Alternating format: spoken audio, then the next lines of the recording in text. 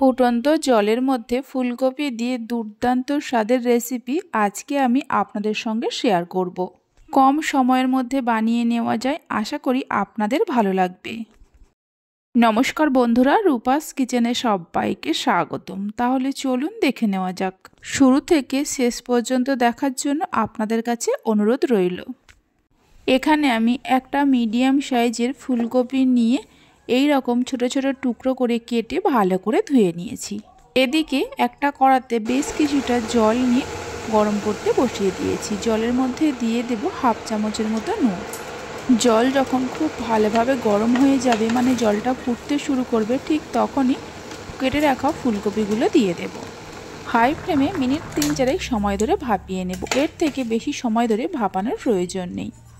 ফুলকপিগুলো ভাপিয়ে নেওয়ার পর ভালো করে জল ঝরিয়ে নিয়ে একটা পাত্রের মধ্যে তুলে রেখে দিয়ে ঠান্ডা হতে দেব। ততক্ষণে ব্যাটারটা তৈরি করে নেব। তার জন্য একটা পাত্রের মধ্যে নিয়ে নেব চায়ের কাপের 1 কাপ বেসন, আর ওই চায়ের কাপেরই হাফ কাপ চালের গুঁড়ো।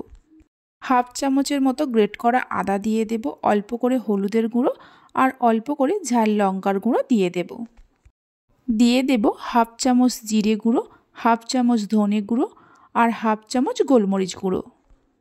গোলমরিচ গুঁড়োটা চাইলে আর একটু বাড়িয়েও দিতে পারেন।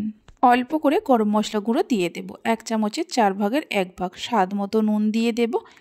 1 চামচ ভিনিগার দিয়ে দেব। ভিনিগারের পরিবর্তে পাতিলেবুর রস দিতে পারেন। 2 চামচের মতো পাস্তা সস দিয়ে দেব। পাস্তা সস যদি না থাকে তাহলে টমেটো সস দিতে পারেন। অল্প করে গুঁড়ো করা চিনি দিয়ে দেব। যে কাপ মেপে বেসন নিয়েছি ওই কাপেরই 1 কাপ জল দিয়ে সব কিছুকে মিশিয়ে নেব। সব কিছুকে মিশিয়ে নেওয়ার পর ওই কাপের আরও 1 কাপ জল দিয়ে দেব। এইভাবে অল্প অল্প করে জল দিয়ে ব্যাটার তৈরি করতে হবে। দেখুন, ব্যাটারটাকে ঠিক এইরকম ঘন করে তৈরি করে নিতে হবে। ব্যাটারটা তৈরি করে নেওয়ার পর মিনিট 2-3 এইভাবে রেখে দেব।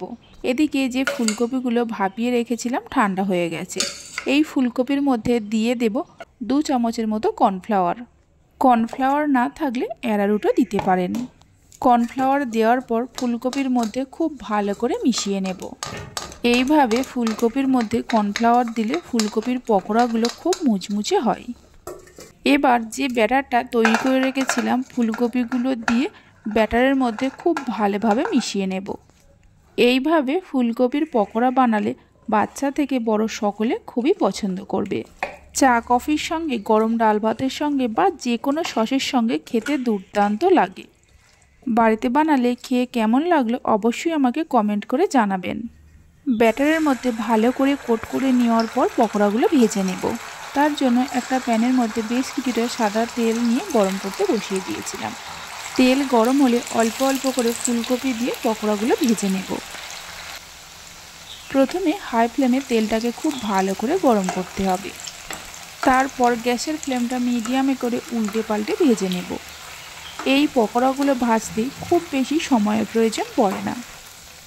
রেসিপি ভালো লেগে থাকলে অবশ্যই একটা লাইক করবেন, বন্ধুদের সঙ্গে শেয়ার করবেন। ভালো লাগলে চ্যানেলটি সাবস্ক্রাইব করে পাশে থাকা বেল আইকনটি প্রেস করবেন নতুন রেসিপির আপডেট পাওয়ার জন্য। পকোড়াগুলোকে ভালো করে ভেজে নেওয়া হয়ে গেছে, তুলে নিয়ে রেখে দেব।